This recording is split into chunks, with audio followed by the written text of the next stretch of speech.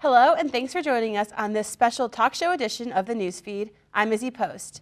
Today we're talking all things graduation. This includes advice from career services, students, plans, tips from professors, and different post-graduation options.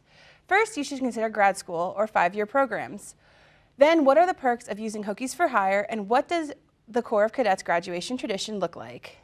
For many students and recent graduates, a bachelor's degree isn't always enough to secure a good job in their field. Students are more often than not choosing to further their education by seeking an advanced degree through Virginia Tech and other institutions. Many universities are offering master's programs to their undergraduate students. These options are optimal for many as an advanced degree can increase their employability and starting salary for those who have received them.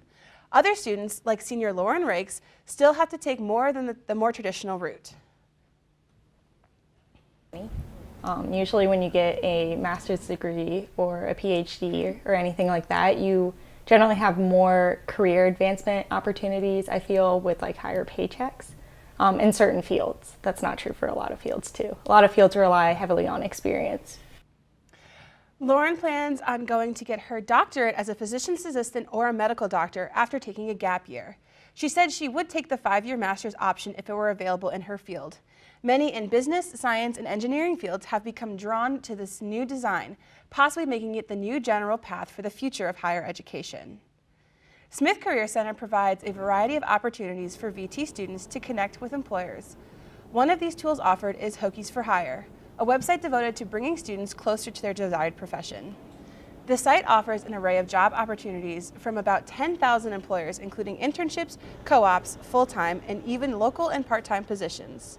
However, Hokies for Hire offers more than just job listings. Here, users can also register for interviews, orientations, information sessions with employers, and also create their own job agent to notify them when new professional opportunities are available.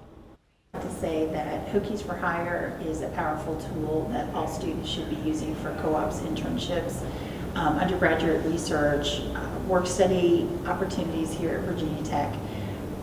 They should really engage this, but I also will say that this is one of many, many resources that we have through career and professional development to help students think about their job search, to pursue the world of work. Those at Smith Career Center are regularly reaching out to companies to let them know what the center can do to connect them with students. And while about 30% of the student body is utilizing Hokies for Hire, an account is available for every student to activate during their time at Virginia Tech. The Corps of Cadets at Virginia Tech takes much pride in everything they do. One major thing that occurs during their time here at Virginia Tech is graduation. The Corps members have 3 different graduation ceremonies that they take place in. They take one with all the other civilian students, with the walk on the football field, as well as with their respective department. The third one is their Corps graduation, as they recognize their senior members and their time spent here at Virginia Tech. Reporter J.B. Wright has more on the story. The Corps of Cadets here at Virginia Tech take pride in everything they do. From intramurals to the hidey-tidies, they excel in being the best that they can be. Graduation 2017 is upon us, and senior members of the Corps will have a busy schedule. Chris Hintz, a lieutenant colonel in the Corps, tells us more. Corps graduation is partly a joint commissioning thing, so it means I'll be commissioning in the Marine Corps, and then also a lot of time and effort that I put into a program over 4 years, sort of culminating. Some Corps members have it harder than others. Frank Pruitt, a first lieutenant in the Corps, is a double major while handling all of his other tasks of being in the Corps. He is also in the same company as his father was when he attended school here. I guess because my dad went here as well. He was in the same company that I am now. So there's a legacy there, at least in my part. So I feel like I'm, in a way, fulfilling a part of his legacy. It's kind of becoming mine. In that sense, like, that kind of gives me a sense of fulfillment. As it says on the rock as the football team runs out to enter Sandman, for those who have passed, for those to come, reach for excellence.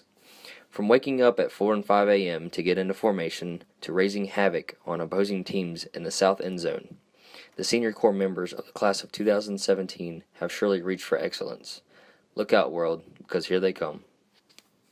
This is J.B. Wright reporting for the Newsfeed. Coming up, we look at getting jobs right out of college and help from career services. This and more right after this break. They told me a bottle couldn't dream, that I would never become a superhero.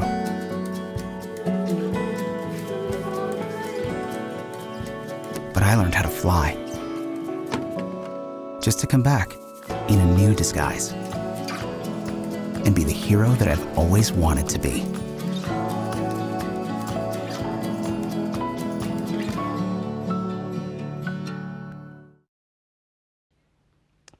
Welcome back to the news feed. Graduating is not always exciting for many Hokies who do not have jobs lined up once they leave campus, but Tech offers many resources for students who need these jobs. Newsfeed reporter Zach Waisgrass has more on the story. Catherine Jordan of Career Services says marketing is crucial. Okay. It's a very exciting time, and one of the things I know is students need to have confidence at this time. You've spent 16 years plus earning your academic credentials, and so have confidence in that. I really know that 60 to 80% of jobs are found through networking, which is just talking to people. Resources can depend on which college a student is in, though. Faizan Hasnani, a senior BIT major, says the Pamplin School of Business is very resourceful. It feels bittersweet. Obviously, graduation, there comes with stress of going into adulthood. But Tech does give a lot of resources, especially in the business school. As a BIT major, they have the big Business Horizons job fairs. They offer you a ton of resources as far as company events and company days, and then also just doing mock interviews and having so many resume workshops and just working to make you as marketable as possible. One thing that is for certain, though, is that each and every student will find their own path. I'm Zach Waisgrass, reporting for the Newsfeed. And we have joining us in the studio, Jonathan Byers from Career Services. Thank you for joining us, Jonathan. So we've been talking about these different options that students have after their first 4 years here. How do you think Career Services helps these students choose the proper path? And what are some common mistakes that student makes in their decisions? Sure. Well, I think our goal was trying to encourage students, to empower them, to find out what's my plan A and plan B. I think our first step is helping students understand how to find mentors in the industry. The first mistake I think students make is that they send a resume out or submit an application without understanding who's in the industry or the organization that can help me move forward. So trying to identify people in the industry or organization that are already there to help them identify the opportunity. So finding someone who can mentor them, answer their questions for them, help them identify opportunities in the industry. That's one thing I didn't do in college. That's one thing I've learned from over the years since I graduated from college. How does Career Services help these students find those mentors? Do they have a database of alumni, or is there just relationships with corporations and companies? What establishes that mentorship? Helping them find tools like LinkedIn, for example. I think a lot of students are aware that LinkedIn can help them network through social media. So finding alums from Virginia Tech who actually work in that industry, the organization. If they're looking at graduate school, maybe finding some alums who are already in that program.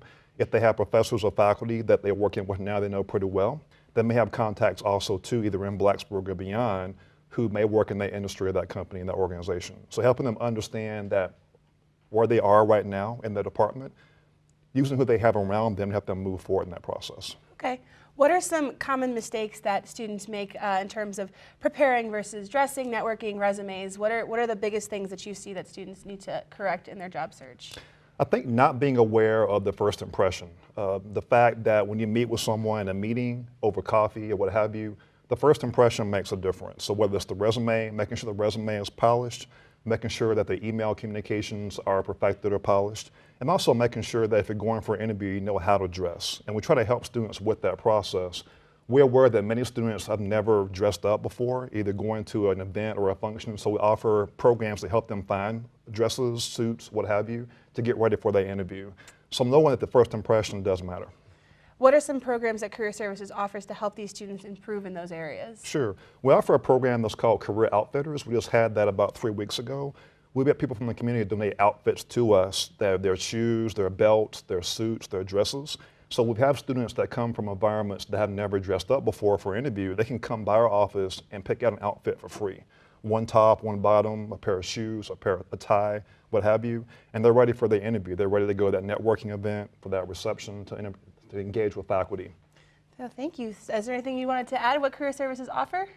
Well, I think just beyond that, I think also too, just having a positive attitude going forward, believing in themselves, being confident, having an understanding of if they're going to their first job after graduation, having an understanding of that job description, make sure they know what they're going into. But then also ask questions. If they're not sure how to approach that interview, we're here to help with that through mock interviews. If they need help with resumes, cover letters, we're here to partner with them throughout their time at Virginia Tech. So our goal is they'll come to us early and often. All right, well, thank you, Jonathan, for all this advice. Coming up after this break, we sit down with Professors Jared Woolley and Buddy Howell to get their perspectives on life after college. Stay tuned.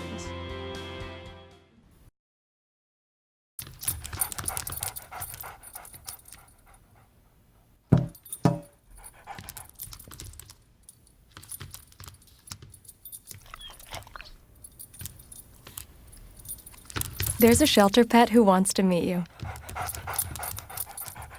Meet one today. Visit theshelterpetproject.org. Adopt.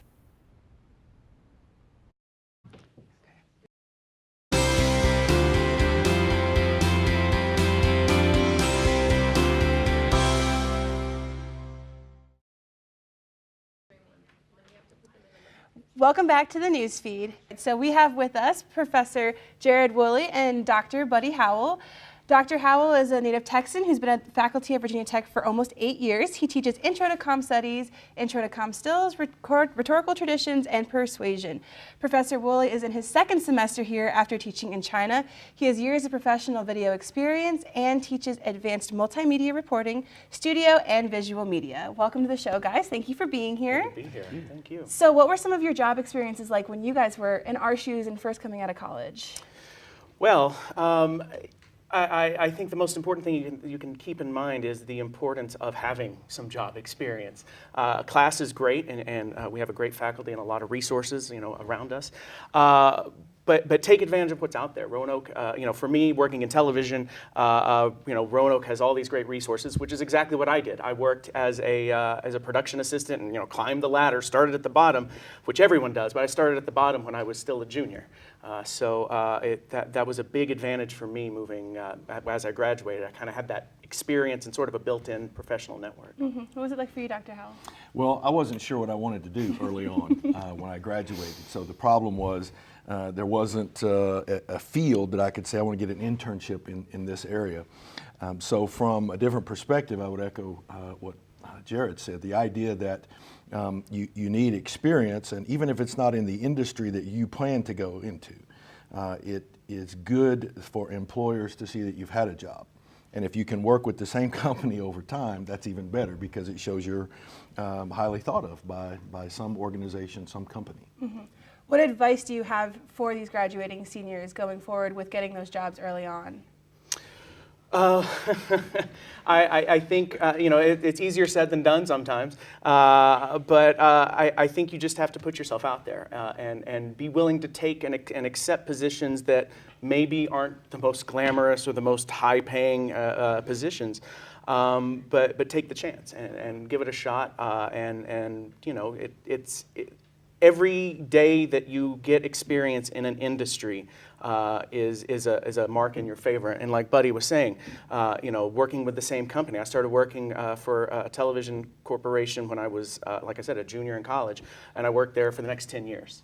That was a big advantage. What was it like for you? Well, thinking about not what you know, but who you know. I mean, it's important that we're getting education and experience, but networking, we hear that term all the time, but it's very important. And one of the things that I encourage students to do is something called an informational interview, where you look for somebody out there in the world who's doing what you think you want to do, and find a way to get to ask them questions. Most people enjoy talking about themselves. So if you say, I'd like to interview you about your career, and then ask them, how did you decide on this for a career? And what did you do? What do you enjoy most? What do you enjoy least? And if you had to do over again, what would you do to better prepare yourself for what you're doing now? Absolutely. What are some of the most common mistakes that you see specifically communication majors make as they're moving towards graduation and searching for a job? Again, I mean, it's not taking advantage of the opportunities. I think that's the, I mean, I hate to sound like a broken record, but not taking advantage of what's out there. It's a competitive industry, and it's a quickly changing industry in whether it's journalism specifically, where I speak from, or any sort of the communication world. It's so rapidly changing. So it's not taking advantage of opportunities. It's not, it's thinking that everything you're going to need, you're going to learn in class. You're going to learn a lot of what you need in class. But the sooner you start making those professional connections and start understanding sort of those real world applications, I think the better off you are. Absolutely. It's probably not advice that graduating seniors want to hear, but don't wait, right? Get started as soon as you can. If it's just getting to know people, then that is important. And if there's a student organization, particularly Society for Professional Journalists or PRSSA, get involved. You don't have to be an officer, but get involved and hear where people are getting internships, what kind of internships they've had, what kind of internship experience they've had, so you may know where to go or where not to go. But don't think that you're going to get your degree, and just because you have a degree, you're going to go out and make your first million or get your dream job, the first job. That's not likely to happen. Absolutely. Speaking on that degree, what skills do you think communication majors earn or possess that sets them apart from another type of major? Well, communicating skills. I mean, obviously, I think communication is such a defining characteristic in so many different fields and so many different positions. Understanding communication, understanding how to articulate your perspective and how to use some of these rhetorical devices to assert yourself and to interact with organizations and to present your ideas. I think communication is, Virginia Tech has a lot of great degree programs, but I think people who get communication degrees have a lot of advantages in a wide array, not just journalism or public relations, but in a wide array of occupations. Yeah, employers tell us over and over again two things that they're looking for, either first or second. Communication skills, the ability not only to communicate well and cogently and clearly your ideas, but to communicate in teams, to communicate with others who may have very different ideas, and then critical thinking skills. So one of the things that students, I didn't like to hear it either, but one of the things that students typically don't like to hear is even when you're taking that class that you may not enjoy, you should still work on that persistence and that diligence to do a good job. Because you're honing your critical thinking skills, and employers are looking for people who can think outside the box, can problem solve, and communicate well their ideas, and be able to listen and work well with others. So work on that every day in class. Absolutely. And is there any final advice that you guys have to give, that you give to your students who come to you? Well, this kind of goes back to your previous guest about interviewing, but always have an answer to the question, what is your biggest weakness? Or explain some sort of mistake or hard lesson you had to learn. When I was in a previous life, when I was a hiring manager, that was an easy way to sort of sort people out. The people who knew a good answer to that, then they went into the next tier. Dream big. I mean, think about what your dream job would be. You may never have it. But sort of write that out and say, if money was no object, time, geography was no object, this is what I would love to do. Because when you capture your passion and you think about being prepared for interviews, so it's not a passive, I'm just going to give them information I'm going to go in there with my passion, I'm going to go in there with my pitch, and I'm going to sell myself so that I can begin working towards and getting as close as I can to that dream job in the future. Absolutely. And so we want to thank Dr. Howell and Professor Woolley for being on the show with us, as well as Mr. Byers. That will wrap up this special edition of the Newsfeed. A big thank you once again to our guests for joining us today. If you have a story idea or even a talk show idea for the Newsfeed, let us know. Send us an email at thenewsfeednrv@gmail.com. And as always, you can connect with the Newsfeed on Facebook and Twitter. Thanks for watching. I'm Izzy Post.